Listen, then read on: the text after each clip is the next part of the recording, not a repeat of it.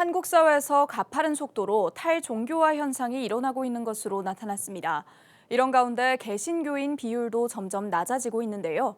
이런 추세가 계속 이어질 경우 10년 뒤에는 개신교인 비율이 전체 국민 10명 중 1명이 될 것이란 부정적인 전망도 나왔습니다. 자세한 내용 장현우 기자가 보도합니다. 한국 사회에서 종교를 갖고 있는 종교인 수가 줄어들고 있다는 통계 결과가 나왔습니다. 목회 데이터 연구소가 우리나라 만 19세 이상 성인을 대상으로 조사한 결과 2022년 기준 종교인은 37%, 무종교인은 63% 수준을 보였습니다. 줄곧 종교인 비율이 무종교인보다 많았지만 2017년 역전된 이후 격차는 빠르게 커지고 있습니다. 이런 가운데 우리나라 전체 인구 중 개신교인 비율은 15%까지 하락한 것으로 나타났습니다.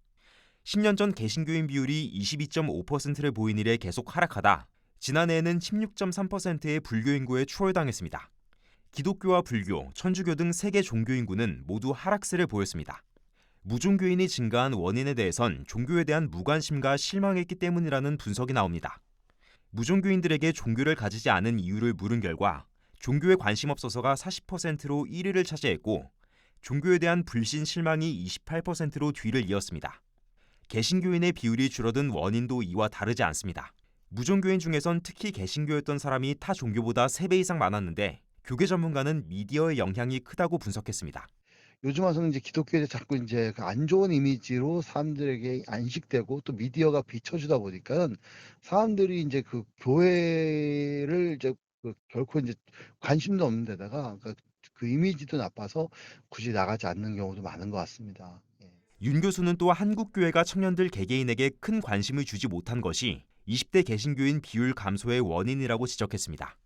청년들의 눈앞에 있는 그 미시적인 문제들을 관심을 가져주는 것에 좀 소홀히 했던 것 같아요.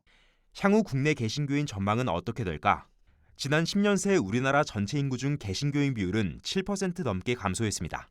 이러한 추세를 반영해 10년 뒤를 예측한다면 최악의 경우 10.2%까지 급감할 수 있는 것으로 추정됩니다. 10년 뒤 개신교 인구가 우리 국민 10명 중 1명에 불과한 말 그대로 소멸 위기를 맞을 수 있다는 결과가 나옵니다. 종교인 감소 속 개신교인도 잇따라 감소하고 있는 가운데 대책 마련이 시급하다는 우려의 목소리가 잇따라 터져나오고 있습니다. 구티비 뉴스 장현우입니다.